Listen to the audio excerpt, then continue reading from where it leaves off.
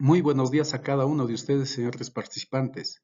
Bien, hoy tenemos el curso de Plan de Preparación y Respuesta a Emergencias en el depósito de relaves número 5 de Pan American Silver. Bien, con respecto a depósito de relaves, una de las mayores catástrofes conocidas mundialmente sucedió en la región de Valparaíso, Chile. Esto sucedió en la mina El Cobre. Al colapsar su depósito de relave, acabó completamente con un poblado que se encontraba pues, en la parte más baja. Caso similar también sucedió en Brasil el año 2019 en la mina Gerais. En nuestro país, en Perú, también sucedió en el 2019, colapso de relave en la región de Huancavelica, en el distrito San Pedro de Corres. El 2010 también en Huancavelica, en el distrito de Huachocolpa. ¿Ven? Entonces, veamos el plan de preparación y respuesta a emergencias, pues que tiene por objetivo justamente la de prevenir estos eventos. El objetivo entonces de nuestro plan de preparación y respuesta a emergencias en la presa de relaves es el siguiente. 1. Disponer de un plan de preparación y respuesta para emergencias que se encuentre estructurado, planificado y establecido con responsabilidades, con recursos disponibles y fuentes de ayuda externa, que le permite a la organización hacer frente a las emergencias que pudieran presentarse en nuestra presa de relaves. El segundo objetivo, optimizar los tiempos de respuesta a la emergencia con una atención eficiente. El tercer objetivo vendría a ser minimizar los riesgos potenciales mediante procedimientos adecuados que protejan a los involucrados y al personal brigadista que interviene. Cuarto objetivo, proveer al personal de gerencias, superintendencias, jefaturas, supervisión y colaboradores la información necesaria para responder rápida y adecuadamente ante una emergencia. El quinto objetivo, definir las responsabilidades y funciones para el manejo de emergencias, además de la notificación y control a entidades del Estado, organismos de respuesta en este tipo de casos. Bien, en este plan de respuesta a emergencias, en su evaluación, hemos identificado las posibles fallas y lo hemos clasificado en dos modos de falla. Uno de ellos vendría a ser el riesgo significativo, así como mencioné al inicio, ¿no? De colapso de relaves, ¿ve? Riesgos significativos. Y el otro modo, los riesgos moderados. Como riesgo significativo, se ha identificado deslizamiento de talud en falla global con volumen de masa significativo desde el suelo de cimentación. ¿Qué indica? La ruptura del relave desde la base, desde el cimiento. Imagínense, ahí se sale pues todo el relave, toda la masa, ¿no? Todo el agua, todo el loto, ¿no? Eso vendría a ser el riesgo más significativo. Como riesgos moderados, hemos identificado la erosión interna del depósito de relaves, o también conocido como tubificación. La tubificación, vamos a poquito resaltarlo acá, nos dice tubificación o erosión interna del depósito. Este fenómeno ocurre cuando las partículas de la masa de compactación en el dique van a ir siendo arrastrados por el agua. En otras palabras, lo va a ir lavando y dentro del depósito o del dique van a ir quedando cavidades, ¿no? Tubificación. ¿Ve? Entonces esto también forma parte pues de los riesgos que pueden conllevar a un colapso de relave. Como riesgo moderado también se ha identificado el overtopping. El overtopping consiste en el desbordamiento o sobrepaso del relave por encima del dique, ¿no? Como un rebalso. Ahí está, ¿ve? Desbordamiento, rebalso del relave, overtopping. Otro riesgo moderado identificado, falla de las estructuras hidráulicas. Desborde nos indica. Desborde de aguas de no contacto. Agua de no contacto viene a ser el agua que no ha sido afectada en su calidad por haber hecho contacto tal vez por mm, agua o suelos que tengan sulfuros, ¿no?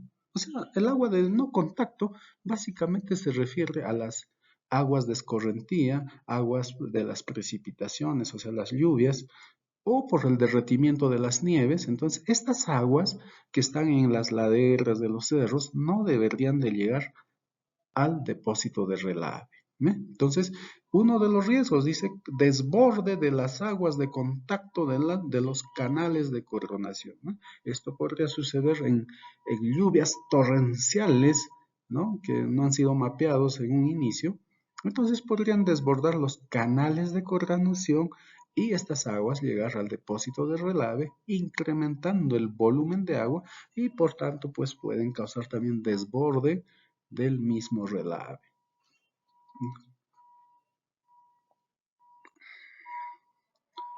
Bien, cuando hablamos de plan de preparación y respuesta a emergencias, el objetivo de este plan es básicamente estar preparados ante emergencias que quizás nunca sucedan, a que suceda y no estamos preparados, ¿no? Es mejor estar preparados. Con ello, no vamos a decir que la zona va a ser afectada. Entonces vamos a ver las zonas que podrían ser afectadas, ¿no?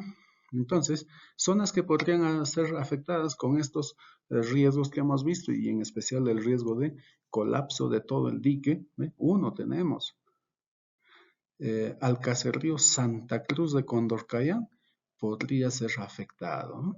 Él se encuentra a 0.4 kilómetros de distancia. Otra zona que puede ser afectada, la laguna de Condorcayán. Su condición es una fuente de agua, está ubicado a 0.3 kilómetros del depósito de relaves. El centro poblado de Huayllay, que es el distrito más cercano que tenemos acá, ubicado a 3.6 kilómetros.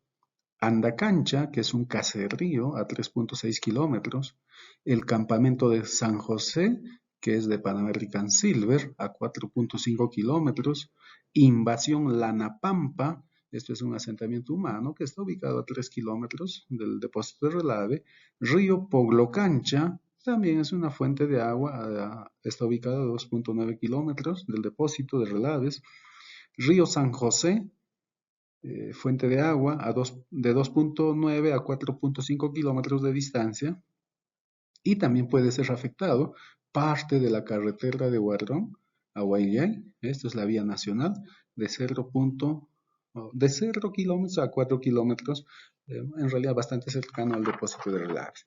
Nuevamente indico, ¿no? Podrían ser afectados, por eso en un plan de respuesta a emergencias es mejor estar preparados para algo que quizás nunca ocurra a que ocurra y no estar preparados.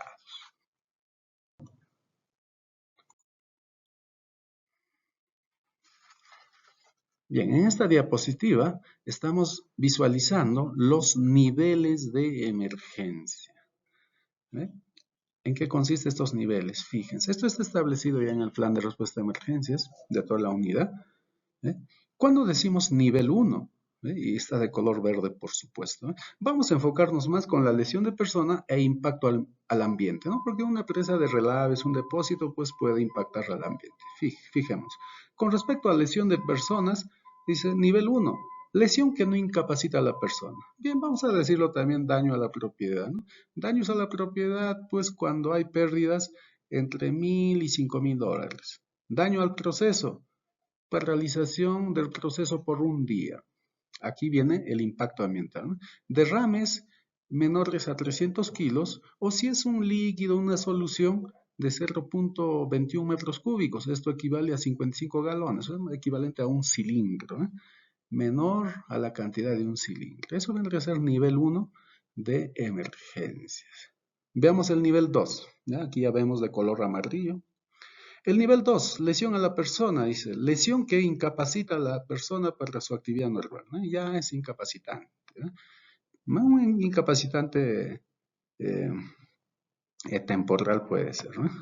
Daños a la propiedad, ¿no? Pérdidas por un monto entre 5.000 y 10.000 dólares. Daños al proceso, paralización del proceso, más de un día. Daños al ambiente, fíjense. Hablemos de solución de líquidos o en sólido, ¿no? Más de 1.000 kilos o en solución líquidos de 0.21 metros cúbicos a 5 metros cúbicos. El nivel 3, vemos, con respecto a lesión de la persona, varias fatalidades, una fatalidad o estado vegetal. Con respecto a daños a la propiedad, ¿no? Pérdidas por un monto superior a 10.000 dólares. Daños al proceso, paralización del proceso, más de una semana. Con respecto al medio ambiente, daños al ambiente nos indica derrames superiores a 5 metros cúbicos ocurridos dentro o fuera de la unidad minera. Ahora veamos el nivel 4. Esto viene a ser un nivel crítico, ¿no? Con respecto a las personas, varias fatalidades, muchas fatalidades. Con respecto a la propiedad, pérdidas que superan el 1.000.000 de dólares. 1.000.000 de dólares. Con respecto al proceso, paralización del proceso, más de un mes. Con respecto al ambiente, derrames superiores a 15 metros cúbicos ocurridos dentro o fuera de la unidad minera. Entonces, un colapso de relave, pues ya es crítico, ¿no? Un nivel de riesgo de emergencia crítico, ¿no?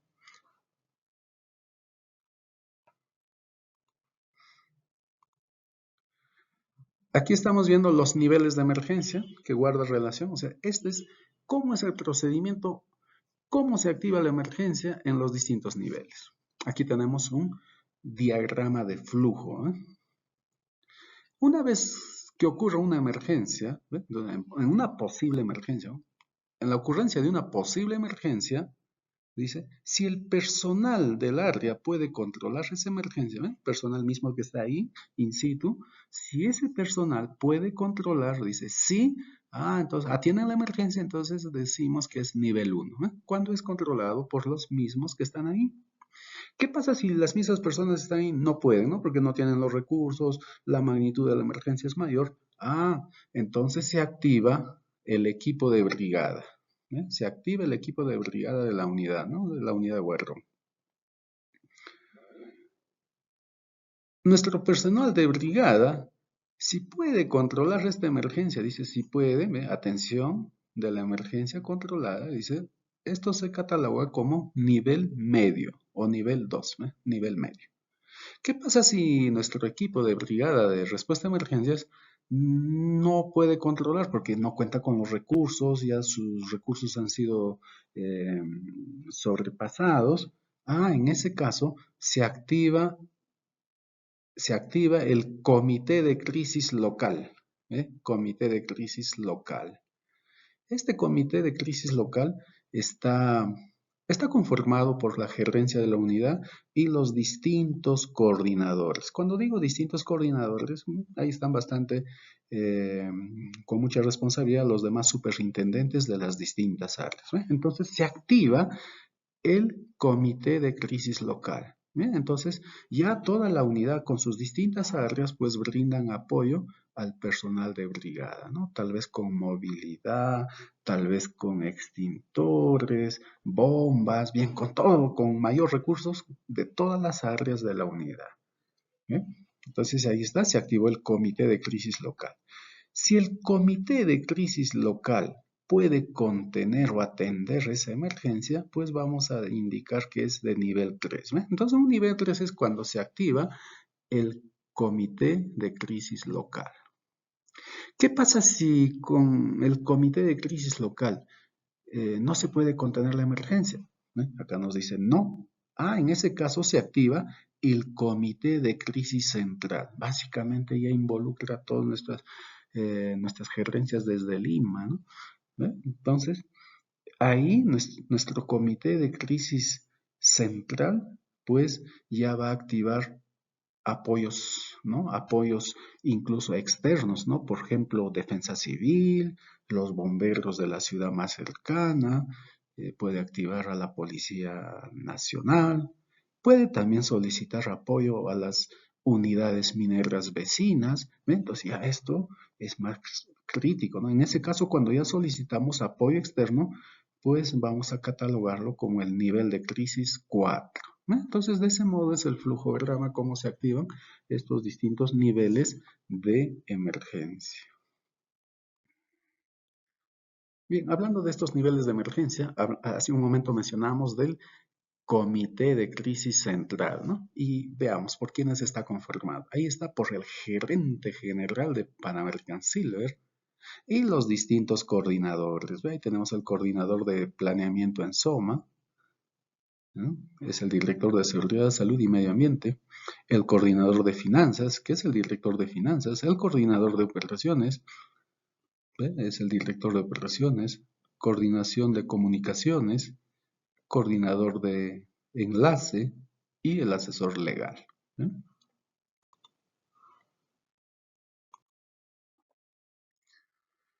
Y aquí estamos viendo el comité de crisis local, ¿no? Ya dijimos que esto es dentro de la unidad, ¿no? De nuestra unidad minera. Presidido por nuestro gerente de la unidad, ¿eh? Él es el presidente del comité de crisis local. También ahí tenemos al consultor, del área legal, al coordinador de planeamiento, ¿no? También tenemos al coordinador de evaluación ambiental, ¿no? El superintendente de gestión ambiental. También vamos a tener al coordinador de operaciones mineras, ¿no? El cual involucra a las áreas de mina, planeamiento, mantenimiento y seguridad patrimonial. También está el coordinador de relaciones públicas, ¿no? Ahí tenemos al superintendente de recursos humanos y la jefatura de servicios generales. También está el coordinador de logística, involucra a las áreas, ¿no? De costos, superintendencia de proyectos. Y también está el comandante de incidentes, ¿no? Ahí está el asistente de gestión de seguridad y salud ocupacional y el jefe de brigada. Y también están los superintendentes, asistentes y jefes de área afectada. Y también el supervisor de brigada de emergencias de la unidad. Entonces hemos visto nuestro comité central y nuestro comité local, ¿no? Y está conformado pues por nuestras gerencias, nuestros superintendentes de la unidad. Comunicaciones. Veamos con respecto a comunicaciones. En una emergencia, pues tenemos que comunicar, ¿no? Del evento y todo, porque incluso hay plazos fijados, ¿no? Veamos. En comunicaciones. Las comunicaciones internas básicamente están relacionadas cómo se activan nuestros canales de emergencia, ¿no? Y aquí en la unidad tenemos pues el anexo o el teléfono 2616, tenemos el celular 964, 933, 737 o mediante radio el canal 2. También en comunicaciones internas, ¿no? Las alarmas, por ejemplo, para evacuar a las personas, ¿no? En comunicaciones externas es básicamente, pues, comunicar, por ejemplo, a Lima y que la línea telefónica, por ejemplo, tiene que estar libre, pues, para que pueda comunicar, ¿no? Eh, Bien, y con respecto a comunidades, también hay que comunicar a las comunidades afectadas, ¿no? Y los únicos responsables en comunicar viene a ser el presidente del comité de crisis, en este caso el local, o también el área de relaciones comunitarias, ¿no? Porque hay que comunicar a las autoridades de las comunidades, ¿no? Afectadas. Y con respecto a la comunicación a las autoridades competentes, pues hay plazos fijados, ¿no? Para comunicar, por ejemplo, a UEFA, o Sinermin, Sunafil, Ministerio de Energía y Minas, Ministerio de Trabajo, ¿no? Entonces hay protocolos, ¿no? De cumplimientos, solamente personas designadas para comunicar, ¿no? No todos podemos ir a comunicar, ¿no? Básicamente recae bastante la responsabilidad en comunicar a nuestro gerente de la unidad, ¿eh? Y también a nuestro a nuestro superintendente de medio ambiente y también a relaciones comunitarias, ¿no? Ellos son los más indicados en dar alguna comunicación.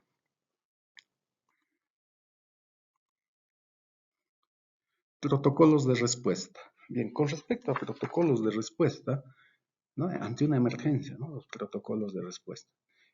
Contamos con sistemas de alerta, ¿no? ¿Qué es un sistema de alerta? Son herramientas estratégicas para detectar cualquier emergencia, ¿no? Contamos con alarmas de evacuación, ¿eh? En todo el depósito de relaves número 5. Se cuenta con puntos de reunión y rutas de evacuación, ¿no? Y justamente estamos viendo aquí, eh, aquí vemos un pequeño, pues sí se ve algo, un punto de reunión en caso de emergencias, la ruta de evacuación, tanto por la zona norte y también por el lado sur, ¿no? Rutas de evacuación, ahí muy bien señalizados en nuestro depósito de relaves, ¿no? Entonces todo personal debe estar capacitado o difundirles pues esta ruta de evacuación y también hacer simulacros, por supuesto, ¿no? Entonces de ese modo pues ellos pueden evacuar haciendo uso de estos caminos, ¿no? O rutas, ¿no? Bien, aquí veamos el procedimiento de prevención. Una de las medidas fundamentales para prevenir emergencias es el monitoreo geotécnico periódico y la vigilancia de los niveles de alerta definidos para la instrumentación existente. Aquí nos menciona monitoreos geotécnicos. Esto es clave, esto es importantísimo en la prevención de desastres en depósitos de relave, ¿ve? Cuando nos indica monitoreos geotécnicos, básicamente nos indica pues que en este dique, en esta presa de relaves, están instalados clinómetros, piezómetros, acelerógrafos, ¿no? Un clinómetro pues va a indicar si el dique, como su nombre dice, no se ha inclinado, ¿no? Se ha inclinado pues ¿eh? Algunos grados, ¿no? Entonces van monitoreando acá los profesionales de geotecnia. También hay instalados los piezómetros, esto para ver si en la parte del dique o en la base del dique hay presencia de humedad, si hay agua, ¿no? Esa es su función de los piezómetros. Otro monitoreo que hacen es los controles topográficos, ¿no? Mediante puntos topográficos van determinando si la presa de relave ha cedido, ¿no? Si ha cedido hacia la parte del talud o algún lugar o a los costados, ¿no? Y los acelerógrafos, bien esto en caso de sismos, recolectan los movimientos sísmicos, ¿no? Entonces, de ese modo, los profesionales de geotecnia van monitoreando algún cambio, algo en la presa de relave. Y si alguien dice, no, si hay algún cambio detectan, en realidad hay parámetros, ¿no? Los geotecnistas manejan parámetros. Imagínense un parámetro, un cambio de milimétrico, 1 milímetro, 2 milímetros, está dentro del parámetro. Pero ¿qué pasa si se ha desplazado un punto topográfico 1 metro? Muy grande. Ahí sí hay que ya ponernos alertas, ¿no? Entonces, qué importante los monitoreos geotécnicos, ¿no? Que se hacen, ¿no? Todo el tiempo en nuestro depósito de relave, en la presa de relave. Y aquí están los niveles de alerta. Veamos. Un nivel de alerta normal, dice. Este nivel indica que la lectura del instrumento se encuentra dentro de los niveles normales esperados. Eso es lo que decimos, es ciertos niveles esperados, hay parámetros. El desempeño se encuentra en un nivel de riesgo bajo o aceptable. ¿Ve? Sí. Un nivel moderado, dice. ¿Ve? Este nivel indica advertencia, típicamente delimitado como el nivel al cual la lectura del instrumento se encuentra fuera del nivel normal, pero por debajo del nivel crítico. Se implementan medidas de gestión de riesgos definidas en el plan de preparación y respuesta a emergencias. Veamos el nivel crítico, rojo, ¿no? Aquí está de color rojo. Nivel de riesgo alto, en el que la pérdida de control es inminente, ¿no? Desplazamientos, inclinación, ¿eh? Es alto, o en los piezómetros, bastante saturación de agua, ¿no? O ha ocurrido, dice, ¿no? Las mediciones de instrumentos se encuentran por encima del nivel moderado. De acuerdo con las consecuencias potenciales, esto activará una medida de gestión de riesgo significativa definida en el plan de preparación y respuesta a emergencias. Por ejemplo, dice, un ejemplo, dice, suspensión de disposición de relaves, paralización de la planta concentradora, evacuación de las personas que están en la zona. ¿Ya? Entonces, realmente esperemos nunca llegar a estos riesgos críticos, pero como dije, ¿no? Es mejor estar preparados ante algo que quizá nunca ocurra, a que ocurra y no estar preparados. Es mejor estar preparados. Bien, aquí estamos viendo, ya detallado se encuentra en el plan. Acá se ve muy pequeño las letras, pero vamos a intentar dar el mensaje. Es un poquito complicado pues ver las pequeñas letras, pero sí vamos a hacer lo posible, ¿no?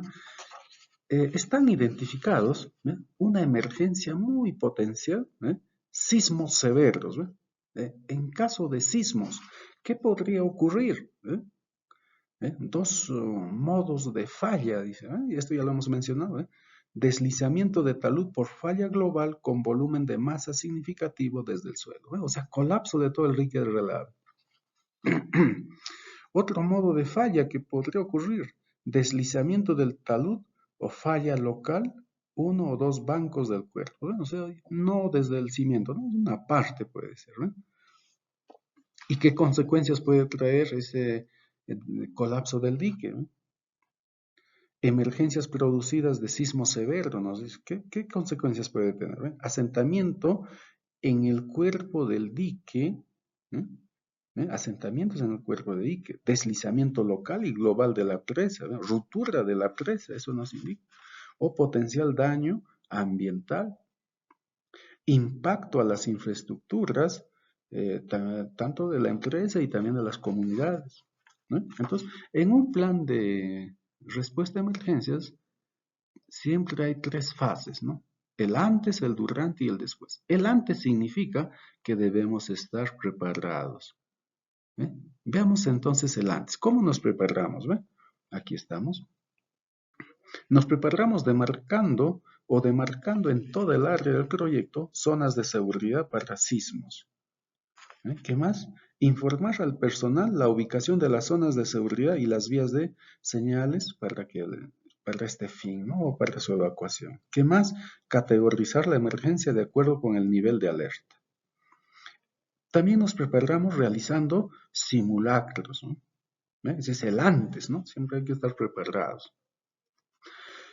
Y en la respuesta, eso vendría a ser durante, ¿no? Si es que se presenta la emergencia. ¿Qué hacemos durante una emergencia? Dice. Se paralizan las operaciones en planta concentradora de manera temporal hasta salir de la emergencia. Se controlan los fenómenos de deslizamiento mediante remoción de masa de acuerdo con las técnicas diseñadas para tales fines. Perfilado, coronación de taludes, cunetas, banquetas, vergas. ¿Qué más tenemos? Dice, en caso de deslizamientos y dependiendo de su magnitud se comunicará a las autoridades competentes. Se impedirá el paso de personas y vehículos por la zona afectada mediante su adecuada delimitación y señalización. Evacuar en orden siguiendo las rutas establecidas. Si alguien cae durante la evacuación, levantarlo sin pérdida de tiempo, sin gritos y sin desesperación, no causar pánico. Si está capacitado en primeros auxilios, apoyar a las personas que son heridas. Aléjese de taludes y zonas que tengan indicios de caer rocas, ¿no? Las grietas detectadas deben ser monitoreadas para controlar movimientos indeseables. Ciertas grietas se pueden presentar en el dique, ¿no? Posteriormente se iniciarán las obras de reconformación, cuidando de no causar un mayor deslizamiento. Se comunicará a una empresa especializada del evento, el cual deberá dar alcances técnicos y dar una evaluación de la presa de relaves post-sismo. Entonces estamos viendo, ¿no?, qué hacer durante un sismo, ¿no? Un sismo podría colapsar el dique relave. Posterior a la emergencia, ¿qué hacemos? El monitoreo. Vamos a ver, después dice el monitoreo. Dice, 1. Inspeccionar la presa de relaves después de cada sismo, por muy leve que sea. Al detectar grietas, por muy pequeñas que sean, deben comunicarse al área de proyectos. Se iniciarán las obras de reconformación de grietas en caso hayan sido detectadas, cuidando de no causar mayor deslizamiento. Se debe realizar el monitoreo de piezómetros para verificar si hubo o no alteración en los niveles freáticos registrados anteriormente, ¿no? Se debe realizar el monitoreo de los inclinómetros para ver los posibles desplazamientos que haya sido afectado en la presa de relaves. Se realizará la verificación de lecturas registradas en los acelerógrafos, identificando las aceleraciones registradas en el cuerpo del dique. Se realizará las lecturas de los puntos de control topográfico después del sismo durante 5 días, dependiendo de las lecturas que se encuentren del rango normal. Entonces hemos dado lectura pues a esta posible emergencia en caso de sismos y que la presa de relave pues pueda sufrir daños, ¿no? Veamos una segunda emergencia significativa, ¿no? Significativa moderada, el cual nos indica evento pluvial significativo, ¿no? Cualquier precipitación que llene los canales de derivación en un 80% o más de su capacidad. Evento pluvial, ¿no? ¿Cuál sería el modo de falla, ¿no? ¿O qué falla identificada tenemos aquí? Falla de las estructuras hidráulicas de aguas de no contacto de la presa de relaves número 5, canales de coronación y canal de Condorcaya. Entonces, en eventos pluviales o lluvias torrenciales, ¿no? Nuestros canales de coronación podrían desbordarse, ¿no? Podrían desbordarse. ¿Y cuáles serían las consecuencias si se desbordan estas aguas de las lluvias, las escorrentías, pues, ¿no? La consecuencia vendría a ser impacto ambiental por desborde de aguas de contacto. Entonces, una vez las aguas de contacto al desbordarse y llegar al depósito de relaves, pues ya se convierten en aguas de contacto. Entonces, al tener mayor volumen de agua, dice, pueden desbordarse. Otra consecuencia, impacto económico. Sí, siempre pues toda emergencia va a impactar económicamente. Entonces, ¿cuáles son las acciones a tomar? Ahí está el antes, el durante y después. En el antes tenemos la preparación. Veamos. Informar al personal la ubicación de las zonas de seguridad y las vías señaladas para ese fin. Elaborar un plan de limpieza y mantenimiento de los canales y pozas existentes después de cada temporada de lluvia. Mantener limpios nuestros canales de coronación, ¿no? Limpio, ¿no? Cosa que así cumplan su función. ¿Qué más? Realizar el monitoreo periódico de los piezómetros. Mantenimiento de bombas en stand-by. Participación en simulacros y charlas de primeros auxilios. ¿Qué más tenemos? Actualización periódica del plan de respuesta y preparación a emergencias, ¿no? ¿Y cómo actuamos durante la emergencia? Veamos. En caso de ser afectado por inundaciones, el supervisor de turno junto al responsable del área, dependiendo de la magnitud, comunican al comité de crisis. ¿Qué más? Se restringirá el acceso de personas y vehículos por la zona afectada por medio de delimitación, señalizaciones, ¿no? ¿Qué más tenemos? Evacuar en orden y siguiendo las rutas establecidas. Y si alguien cae, ayudarle, ¿no? Levantándole inmediatamente. ¿Qué más dice? Alejarse de taludes y zonas que tengan indicios de caerse, ¿no? Rocas sueltas por ahí en las taludes. Si la inundación provocó el colapso de canales, estos deberán de ser recuperados, ya sea dándole mantenimiento o reconstruyendo. Si la inundación desestabilizó algún talud, se iniciarán las obras de reconformación, cuidando de no causar deslizamiento, ¿eh? Comenzamos a reparar, ¿no? El talud. En caso de que se haya producido un deslizamiento de grandes proporciones a causa de precipitaciones, se comunicará a una empresa consultora especializada en el tema para coordinar las actividades necesarias. Se evacuará al personal de la zona de las presas de relave y de las instalaciones aguas abajo. Controlar el drenaje superficial mediante el sistema de derivación. ¿Y qué hacemos después? Ahí viene el monitoreo, después. Inspeccionar la presa de relaves después de cada evento pluvial significativo. Se debe realizar el monitoreo de piezómetros para verificar si hubo alteración en los niveles freáticos registrados con anterioridad. ¿Qué más nos indica? ¿no? Esto básicamente para ver si hay licuefacción, ¿no? Posibles licuefacciones. La frecuencia de monitoreo será de manera diaria durante 7 días, siempre y cuando el nivel freático regrese dentro de sus niveles normales. Bien, hemos dado lectura al procedimiento de emergencias ante sismos y lluvias torrenciales o eventos pluviales. Qué importante contar con esta herramienta de gestión que es nuestro plan de preparación y respuesta a emergencias. Muy bien, señores participantes, hemos llegado al final de este curso que básicamente contemplaba pues la difusión del plan de respuesta a emergencias en el depósito de relaves número 5. Bien, hasta una próxima oportunidad. Que tengan buen día. Chao, chao.